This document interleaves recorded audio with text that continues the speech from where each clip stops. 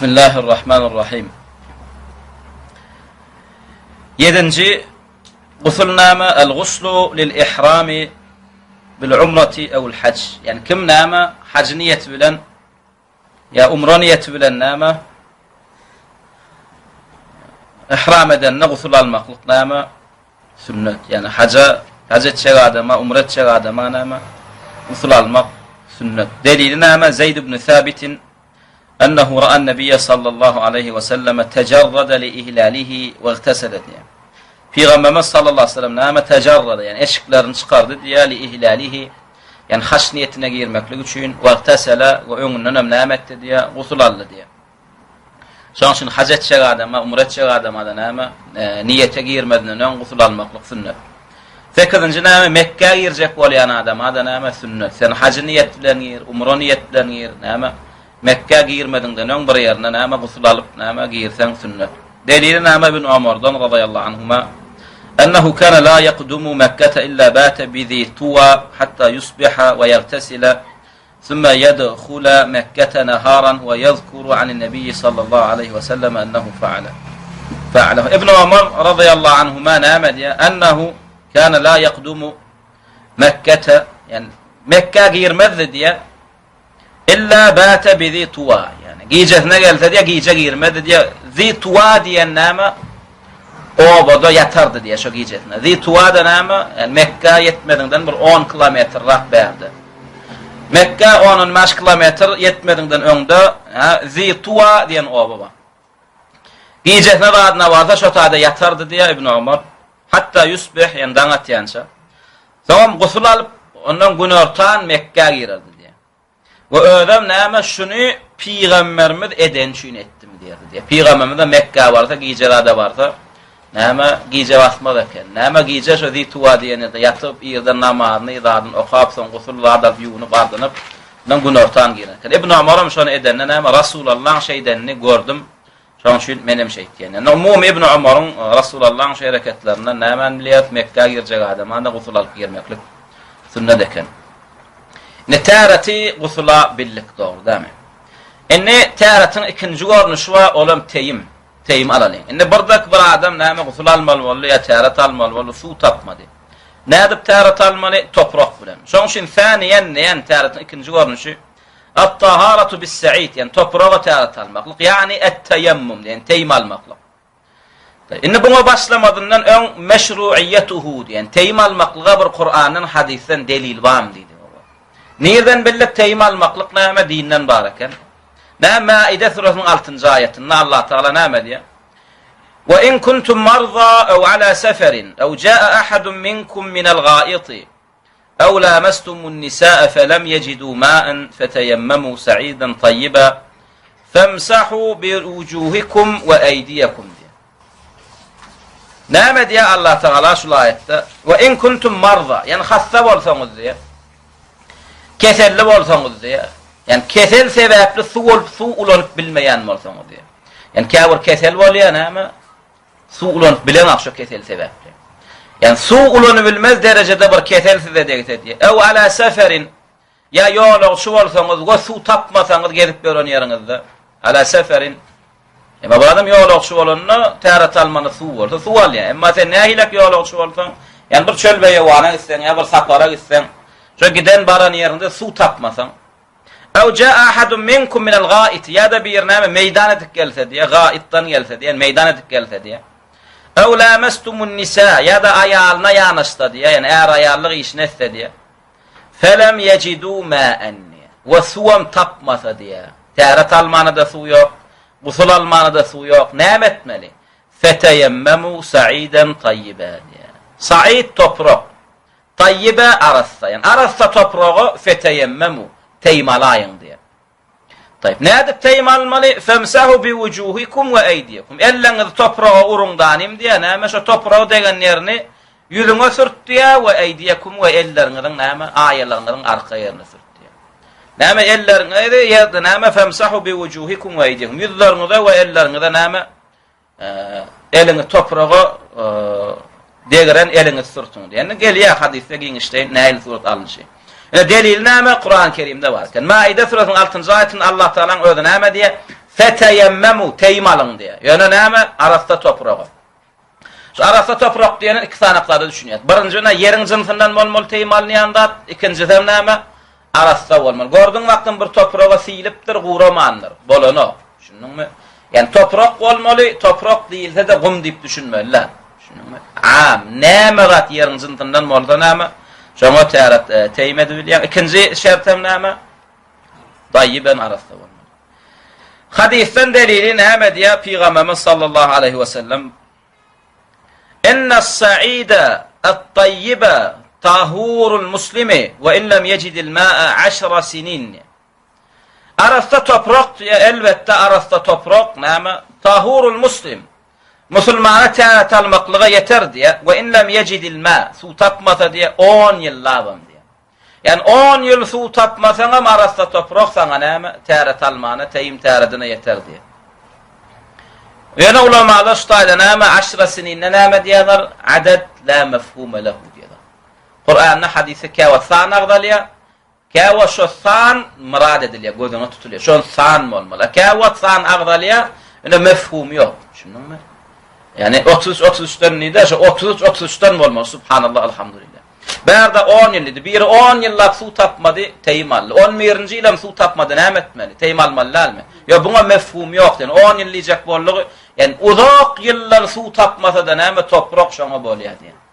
Edir şoňa alygym näme? Müşriklere 70 gerek istigfar etseňem Allah günahlarını bagyşlamady. Yani 70 gerek näme Allah olan günahını bagyşlady diýeňem Allah müşrikin günahını bagyşlamady. 175 gerek. Müşriklere bagyşlama diledi. Bagyşlaýam Allah'tan. Yok bu adada näme la mefhum diýerler. Düşündiňmi? Yani 70 däl 52'ye de gaýsaňam peýdasy ýok diýer apalany. Ya 53'e de gaýsak peýda berýärmi? Umumy näçe gaýsaňam peýdasyny bermejekligini aýtdy. Bärde 10 ýyl yani aňyr başy çäk dällanym näme? Yani 10 ýyllarça näme su tapman teýmeseňem toprak saňa näme tärete bolar diýen. Taýip. Indi näme hadisden delilin bildik. Indi näme bilmeli el-esbabul mubihatu lehu diýen. Näme sebäpler diýer el-esbab. Yani näme sebäpler näme mubih saňa ursat berýär diýe teýim almaklygy diýer. Yani nähili halatlara düşeňde saňa teýim almaklyk ursat berilýär diýdi. Düşündiňmi? Düşündikdämi? Soraňam. Näme diýer? Yubahu at-tayammumu 'inda'l 'ajzi an isti'malil ma'i diýer. Yubah ursat berilýär näme her bir musulmana at-tayammum teýim almaklyk. Ha? Inda'l 'ajzi yejid gelenne an isti'malil ma' su ulanmaklykdan. Haçan haçan bir ýagdaýda su ulanyp başarmayan hala düşdiňmi? Näme saňa toprağa teýim almaklyk ursat berýär. Bu gysga çaýdylanda. Ne soňundan açyklaýar. Nähili halatlarda adam näme su ulanyp bilmeýän ýagdaýda bolýar. Mysal üçin li faqtihi, su ýok. Sen bir ýerek düşdiň, su ýok. Su ýok, aýam sen näme etmeli bilen teýim almaly bolýar. Ya kawat näme suba, ýa-ni hawfy zarar ulansaň keselin artjak. Ya keselin geljek. Ya da şu suwu ulanmaňda keselin bir günden gutuljak bolsa, suwu ulansaň näme? Bir kepde näme giyjikdirjek. Şo halatda näme teýmal bolýar. Hawfy zarar min istimalihi li maradin fil jism diýdi. Yani jesem bedeninde bir keselli bolsa, bir kesel bolsa, hastalyk bolsa, ha? Şonu artdyrar, şoňa bir ziyan berer diýen howpun bolsa diýe. Onda näme su bolsa da teýmally. Näme şu keselli ulamalar açyklaýar. Bir ýeriniň keseli bar. Su ulansa güýjejek. Ya danim näme etjek? Gutulmasy giyjek aljak. Ya danim keseli ýok, ulansa kesellecek. Düşündiňmi? Näme etýän? Teýmally. Ew şiddeti berdin ya da gaty sowuk bolsa. Anam ýa 3-nji aýdan bu. Yani gaty sowuk ýerde bir adam sowuklama keseli ýok. Yani gaty sowuk ýerde suwa düşsen, teýmal täret alsan, ya gusul alsan kesellejen bilip dursun. %100 näme etýän? Teýmally. Ya mysal üçin näme? Bir ýere su almana bardyň, o näme? Bir möjeň sürsi ýatyr. Ya näme ýol bolsaň sürsi ýatyr. Düşündiňmi? Sen barsaň näme möjekler iýjeksen, näme etýän? Teýim etýän. Ya guýu tapdyň suwa bediresi wa ýüpü ýok. Sallamana. Düşündiňmi? Ýüpü wa bediresi ýok. Su baramasa näme etýän? Teýmally. Ya da suwa Muhammed adamma da satýarlar, pulun ýok. Näme etýän? Teýmally. İlki soram ol, haýyş etmem bermeseler näme teýmally. إني عن عمران ابن حسين صحابة رضي الله عنه نامد كنا مع رسول الله صلى الله عليه وسلم في سفر بلغن رسول الله ولا نام يولغ شو والله فصلى بالناس ونماذ واتيل رسول الله ده أمام مل آدم نرلا نماذ قد فصلى بالناس أمام مل آدم نرلا نماذ قد فإذا هو برجل برور ثقت يا برادم دي معتزل جماعة da yerben angarda yok hocaydın ama saylanıp oturuyor diye mu'tezil. Cemaattan saylanıp oturuyor diye namada gelmedi diye var adam. Fekal ondan peygamberimiz buna neme diye ma mena'aka en tusalli. Neme da sana neme seni kaytardı diye biz bilen gelip namada kılmaklıkta. Neme şu namada kılman berde beydip oturuyorsun diye. Ona yankı adam cevap verip neme diye kâle asabetni cenabetun ve la ma. Ya Resulallah gusül oldum, suvam yok diyor. Yani bu sahabe bilen kente iman makluna. Sonra Peygamberimiz sallallahu aleyhi ve sellem diye aleyke bis sa'id. Şuna alıp gusül olsan diye. Su tapmadan neme? Toprak var diye. Teymedai melek edin diye. Fe innehu yekfike şu sana suyun dereğine yetiyor diye. Bula neme? Hatta gusül olsan neme? Teyim alsan boluyor. Dine gusül teyim kiçi taradın yerini tutan o kendim teyim hatta ulta gusulun yerinden tutan eken. Sa'id toprak var. Ve an Cabir radıyallahu anhu Cabir'den yana bir rivayet geliyor name diye harajna fi seferin safara çıktık diye fe asaba raculun minna hacerun fe asaba degdi diye içimizde bir adamının name kellesine daş hacerun feşeccehu fi ra'sihi name şu daş sebeple kellesine yara düştü diye. Şu kelle yara düştü, karnına yara düştü, her yaran neme adı var. Feşeccehu diye yani şu neme şecce deyip kelle yüze düşen yara diye şunu. Feşeccehu fi ra'sihi. Neme şu yara ervet nemetti diye daş kellesinde neme yaretti diye. Sümme ihteleme. Sonra neme şu yarası bile dem neme şu gecede de yatıp gusül oldu diye şu adam. Fesa'ala ashabe. Sonra ama yerden turuyada yani gusül olan adam kaptanlık ashablarından yaranlarından sonra ya. Hel tecidun li ruhsatan fi teyemmüm. Ben halima şun alaq diye gusül oldum diye. Havada soğuk kellemem ağır yaralı diye. Bana ruhsat bağmı diye teyim almaklığa diye. Fekalu kaptanlıklar neme diye. Ma necidu leke ruhsatan ve ente taqdiru ala'l ma. Ne suwa ulan başar yani sana neme teyim almakla ursukot bize tapıp bilecek geliydiler diye. Ursukot verebilecek geliydiler diye. Ona yankı sahaba ne etmeli ol ya? Bilmediği kaptanın aklardı neme bilyen rüydüğüm sorudu. Olan cevabım neme oldu? Kaptanda su vakit ulan başarayan bize neme ursukot badır rüydüğümü doktu. Bu neme diye gittiye de farktesele. Gusul al yani. O soğukta neme o suya düşmeklüğüm yankın neme yarasını ağızlar ya da femate ölüye. Tabi bula ölü. Felemma kadimna inni yankı Cabir neme diye haçan ondan geldik diye Resulullah'ın yanına sapardan geldik. Ukhbira bidalika. Şu aramızda bolup geçenler Resulullah'a yem haber veriliptir diye. Sonra Peygamberimiz sallallahu aleyhi ve sellem kahar gelip neme diye kataluhu diye. Şu neme yanlış fetva verenler onu öldürüptürler diye. Katalahumullah. Allah onları öldürsün diye. Ela sa'alu izlem ya'lemu diye. Ne için soramadılar diye Hasan'la neme bilmedik hallarını diye. Fe innema şifâul ayyi es-sual diye. Çünkü neme ay neme ilimsizlik. İlimsizlik keselinin şifası dermanı soramaklık değil mi diye. İnnema kana yekfihi en yeteyemmem. O dine teyim alsa yeterlik bu orada diye. Sonra Resulullah'ın ervet kahar neme diye. Qataluhu qatalahumullah öldürüptürler onu neme Allah olur öldürsün diye. Neme bilmesizlik bir hastalık onun dermanını soramaklık. Bilmediler mi? Ne için soramadılar diye teyim edenine bolya da ama diye. Ve Amr ibn al-As'tan neme bir hadis geliyor. Neme diye ennehu lemma bu'is ennehu yani Amr ibn al-As'a gaytiha damir. Onu diye bir gün Peygamberimiz sallallahu aleyhi ve sellem bu'isa fi gazveti zat-i selasil. Zat-i-selasil bir neme bir cengi adı oluyor. Yani sahabalar kafirlerin bir cengi ettiler. Şu cengin adına zat-i selasil, zincirli demek. Zincirli sepli neme uruş demek. Şu uruşta Amr ibn al-As emir edilip uğradılıyor. Koşun maşı edilip uğradılıyor. Şu goşunmaşıyan Amr ibn al-As sahaba radıyallahu anh näme diye kalı ihtalamtu diye. Fi leyletin baridetin şedidetil bard diye. Şeyle bir näme soğuğu gatı soğuk gecede menem gusul boldum diye. Ne goşunmaşı be. Fe eşfaqtu yani korktum diye. İnigteseltu gusul alsam diye şu soğuk gecede en ehlek. Keseller niye ölür neydik korktum diye. Gidip sonra hem ettim diye feteyemmem teyim aldım diye gusul almadım diye. Suvanma diye yönü gatı soğuk gecede diye. O su otada ben gusul alsam diye ya ölecek ya keselecek diye. Sonra şu hem korkup gidip teyim aldım. Sümme sallaytu bi ashabi salatus subhi. Şey dedim näme teyim taatim bilen nas ashablama yanımdaki nökerleme näme. İmam ol ertiye namazımı okudum diye. Felemma qadimna ala Rasulillah. Sonra şey dedim näme urştan sonra idimize qaydık geldik diye Rasulullah'ın yanına.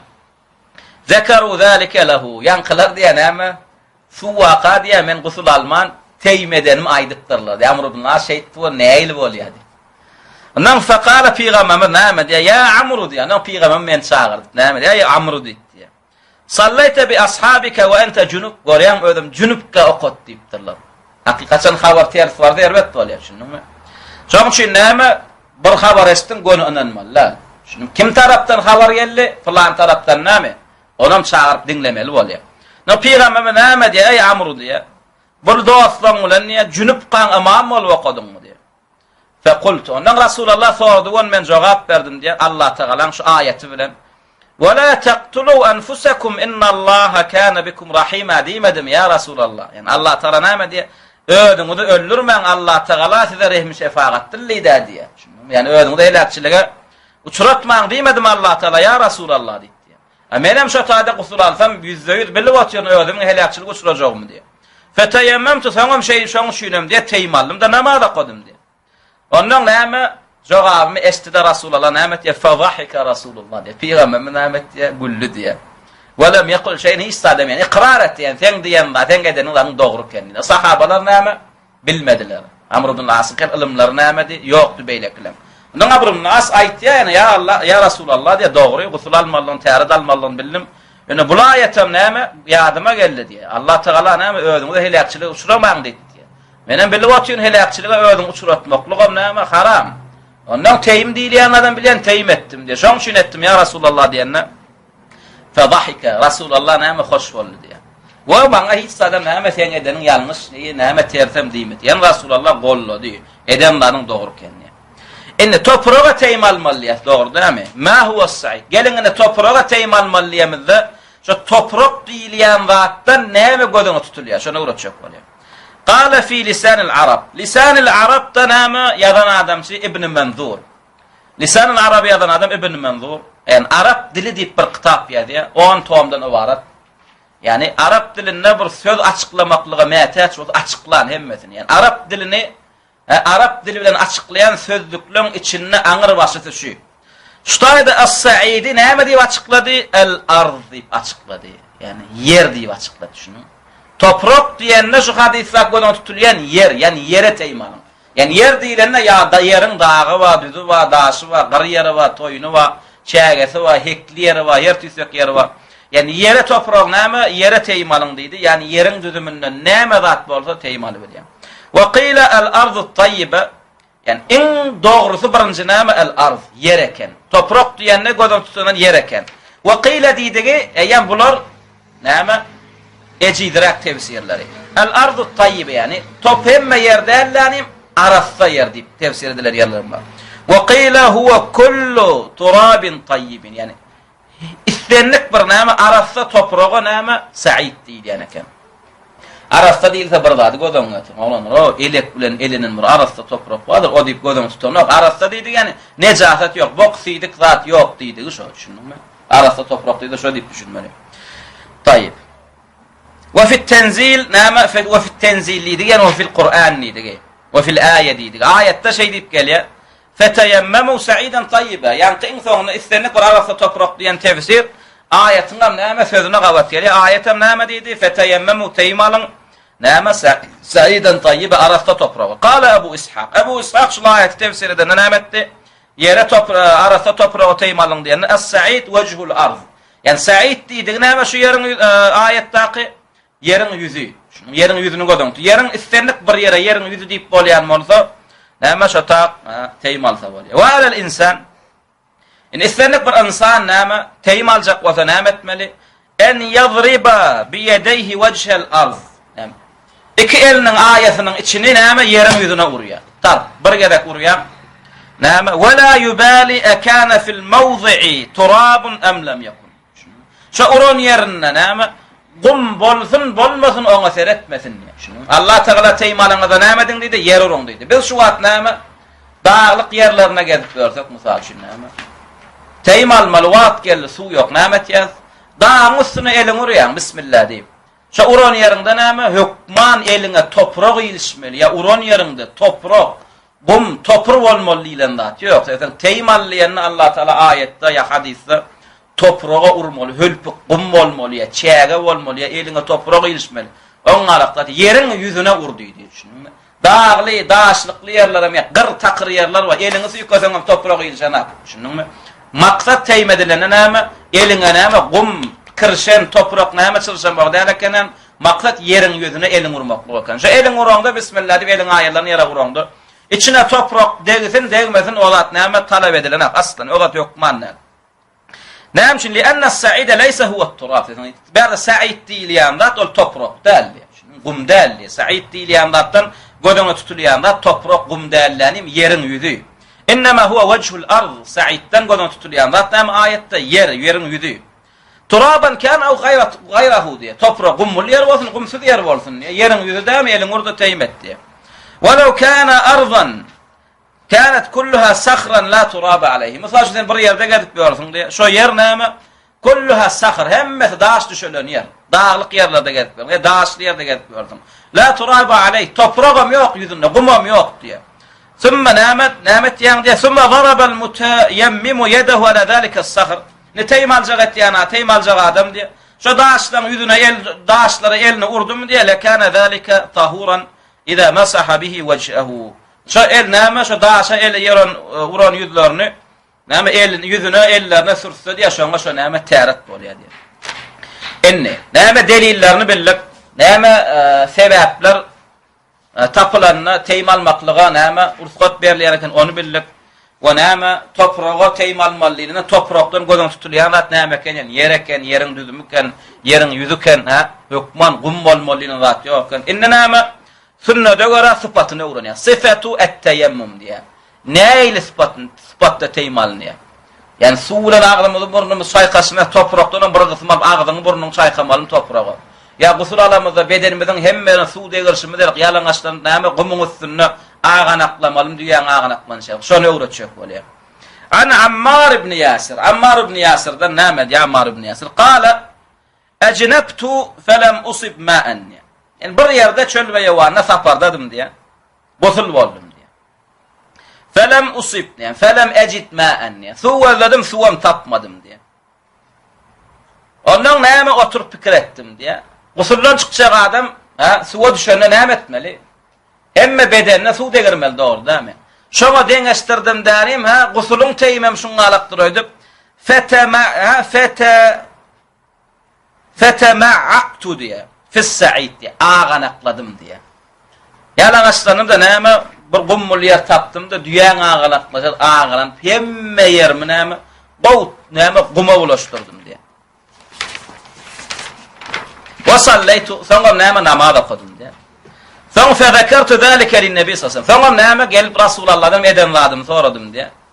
Ne şuňa alak etdim näýdi Rasulullah? Dogry mu edenladım, ýalňyşmy diye. Soňra peýgamberimiz näme diye? İnnemâ kâne yekfîke hâkele. Dine şeyden bolsaň yetýärdi saňa ya Ammar diýdi. Soňam gorkozdy diýe Rasulullah teýmalmaklygy, täret üçin al, gusul üçin al, näil teýmal, ne şonu öwretdi diýe. Näme etdi diýe Rasulullah? Wa daraba an-nabi sallallahu aleyhi ve sellem bi keffeyhi'l arda diýe. İki aýalaryny yere urdu diýe. Bi keffeyhi diýdi, ellen aýalaryň iç ýüzi bar, yere urdu diýe ikisine. Wa nafakha fihima, soňam üfleşdirdi diýe. Yani topraklar ýelmeşen bolmaly. Topraklaryny näme üflep aýyrdy diýe. Sümme mesaha bihima wajhahu wa kaffayhi. Soňra näme etdi diýe, şo yere uran aýalaryň iç ýüzi bilen yüzünü näme etdi diýe, yüzünü süpürdi diýe, soňra aýalarynyň daş yüzünü süpürdi diýe. Daş yüzüne sürtdi diýe. Ana şo mesih, düşündiňmi? Emma näme biz taraplarda İmam-ı Azam rahimehullah mezhebine göre näme teyme ulatýarlar. Olam 3 gerek urmalýarlar. Ödem näme 3 gerek uran soňra 3 gerek her gerekde ýüzüňi soňra barmaklan ucundan başa tirseklerine çenni ellen gezdirmen. Ol hadis ýok, ama hiç düýs ýok. Sahih hadis dogrusyna mene bir gerek. Yere urýan elin aýalaryny gum palçyk zat nemeden bolsa üfleşdirip aýyrýan şey diýip ýüzüň gowa diýip süpürýän ýüzüňi. Ýüzüňi süpürýän soňam çepelin iç ýüzü bilen sağ elin aýatynyň daş ýüzüni şeýtýän, sağ elin näme aýaty iç ýüzü bilen çepelin aýatynyň näme daş ýüzüni şeýtýän bolly. Ol bärsi zat gerek. Diňe näme şu bilekden bäriniň aýaň näme daş ýüzü.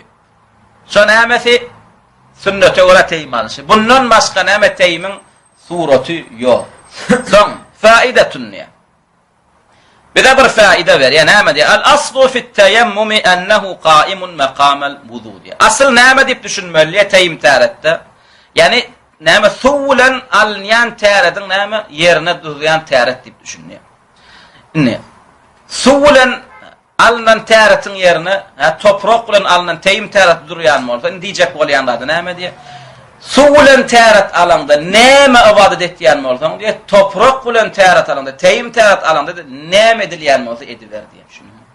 Fa yubahu bihi ma yubahu bil wudu diye. Yani suwa täret alanda näme ibadet edilýän bolsa, edil şoňara topraga täret alanda da şonu ediler diye. Namazam oqa, nämesen ediler diye. Ve yejuzu qabla duhulil waqti kema yejuzul wudu diye. Ve namazın wagty girmedinden öň alsaň bolýar diye. Bu sözü getirýänler näme? Aslında käbir mezheplerde ihtilafly gurulmalar bar.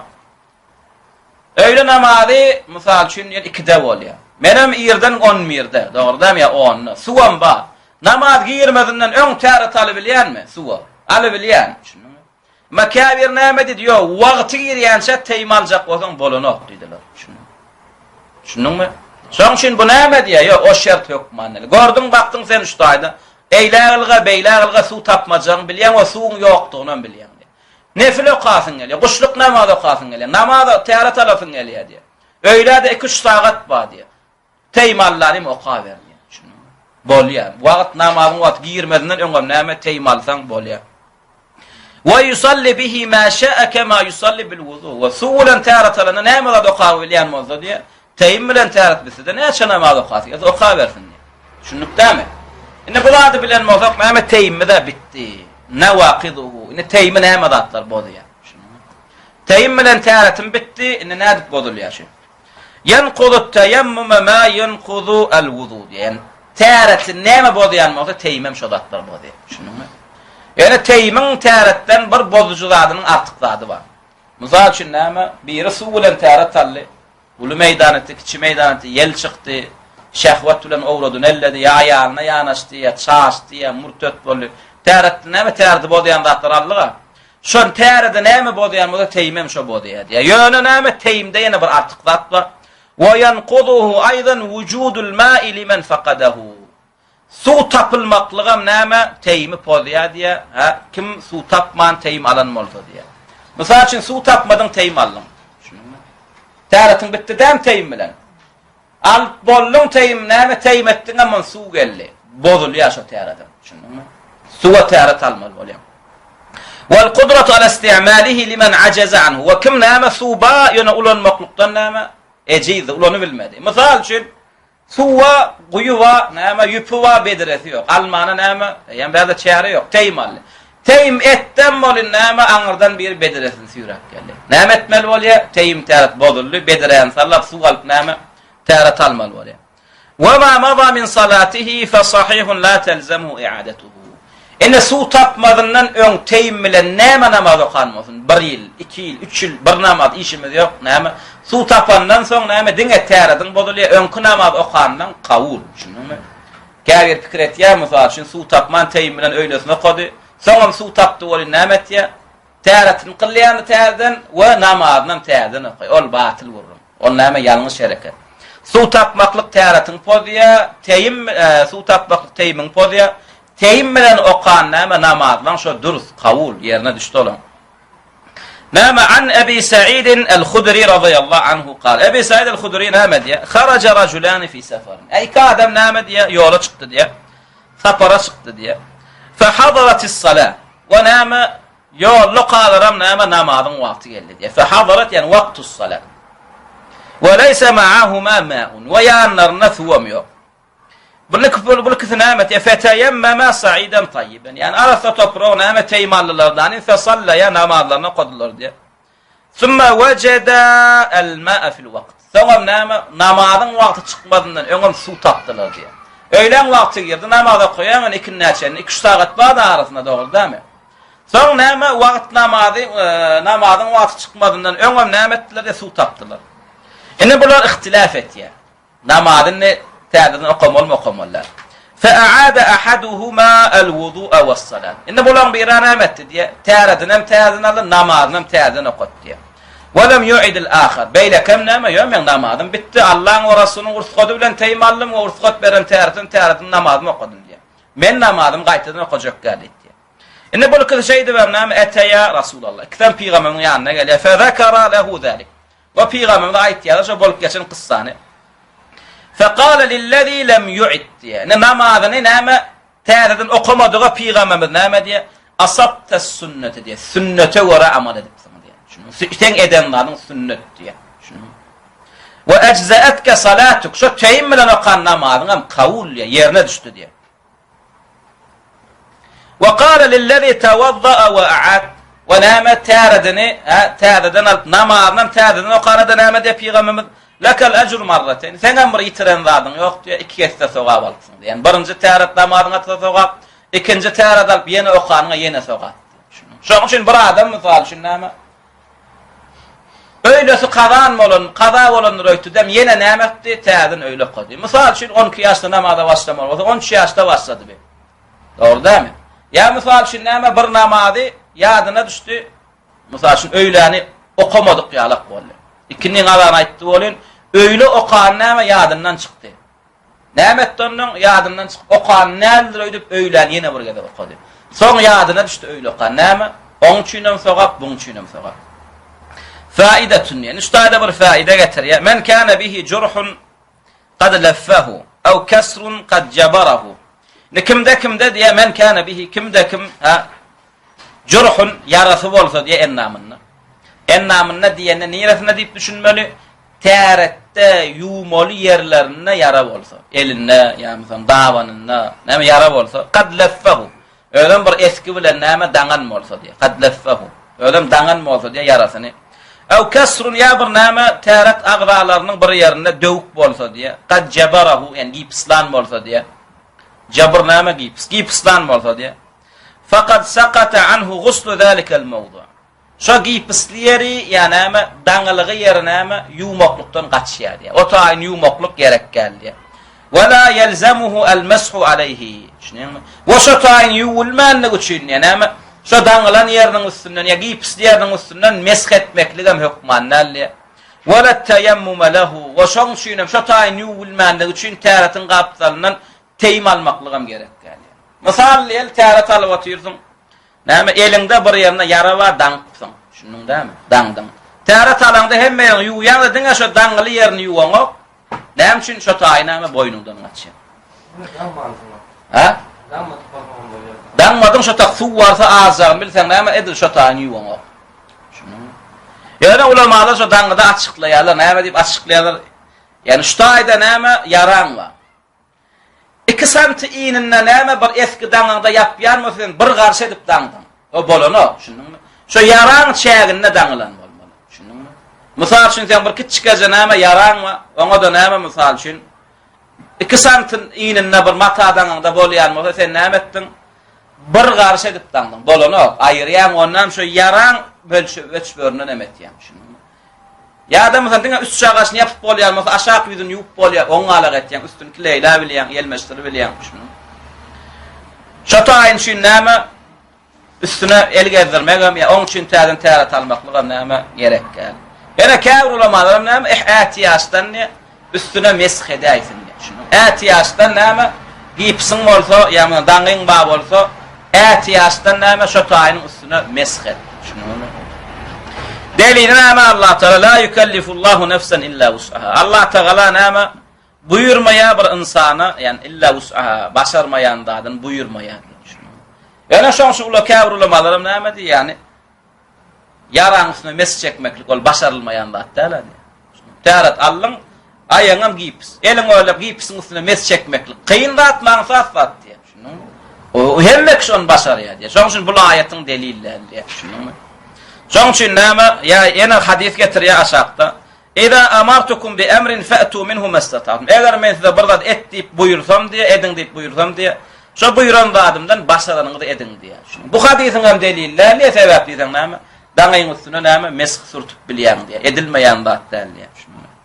Şoň üçin näme fesaqata bil Qur'ani we sünneti kullu ma ajaza anhu al mar. Yani bir adam diýär Qur'an hadis tarapyndan näme bir buyurulan zady edibilmese diye Kur'an hadis taraftan ne şoň näme edibilmejek zady näme boynundan gaçýar diye. Soň şu näme diýdik? Ätiýasdan kimiň näme bir aýa gipsli bolsa, eli gipsli bolsa, näme gipslilerini yumasyn, yarasyn daňlan bolsa näme, daňam laýyk şo yarasynyň çäginde bolan bolsa, yumasyna ätiýasdan üstüne mesçek aýdyn. Ene näme jawazu tayammumu bil judar diýär. Hayata näme teýmalsan bolýan diýär. Ne kerpiçden hayat gurdyk, üstünden palçyk bilen suwadyň. Ya sement bilen suwadyň. Şu palçyk, sement ya kerpiçiň özi ýeriň düzümmi, asly ýeriň düzümmi däl. Şoňa elim urup mesk etsem, teýmalsam bolýarmy? An ibn Abbas delili. Näme diýär ibn Abbas? Qal aqbaltu ana wa Abdullah ibn Yasar mawla Maymunah zawj an-nabi sallallahu aleyhi ve sellem. Abdullah ibn Abbas näme diýär? Peygamberimiň Meymuna aýalynyň guly Abdullah ibn Yasar bilen ikimiz näme etdik diýär. Geldik diýär. Hatta dakhalna ala Abi Juhaym ibn Harith ibn Simmat al-Ansari diýär. Yani Ansarilerden bir adamın ýanyna geldik diýär. Faqala Abu Juhaym. Abu Juhaym onuň ýankyna gurrun bari aqbala an-nabi sallallahu aleyhi ve sellem bin nahwi bi'r Cemalin. Yani Cemal güýs tarapyndan gelýärdi diýär Peygamberimiz bir gün. Felaqiyahu rajulun, ona öňünden bir adam çykdy danym fesellama aleyhi, Peygamberimize salam berdi diýär. Felam yarudda aleyhi an-nabi sallallahu aleyhi ve sellem. Peygamberimiz on salamyny gaýtarmady diýär. Näme etdi diýär? Hatta aqbala al-jidar. Bir hayatyň ýanyna bardy diýär. Femasaha bi wajhihi we yadayhi. Şo hayata näme? Elini urup yüzlerine süpürdi diýär, soň ellerine süpürüp teýmal ondan salamyny gaýtardy diýär. Şunuňmy? Bu hadisem nerede gelýär? Buhari, Müslim'de gelýär. Buhari, Müslim'de gelýär. Edil şoň alam. Mysal üçin näme? Türkmenläň keçeleri bolýar. Käwat näme? Hasatan näme? Filsosyň zadyň çykmadyk döwründäki näme türkmen keçeleri. Uryan bolan näme ya toprak çykýar. Şunuňmy? Şo uranda toprak barmy şonda ýok. Şoňa da teýmalsa bolýar. Şunuňmy? Soňam teýmalmalylan näme? Hökman gidip näme ýere urmalylan zat ýok. Sen oýuň mamy başyň gumda çopon ya dağda ya istenlik barada suwsuz ýerde gezip görüň. Teýmaljak bolanda näme? Gidip yer urmak gerek. Gel näme mysal üçin bir tasy gumdan doldurup gapdalynda goýdum. Şoňa teýmalsaň bolýar. Wallahu ta'ala a'la wa a'lam. Assalamu alaykum wa rahmatullahi wa barakatuh.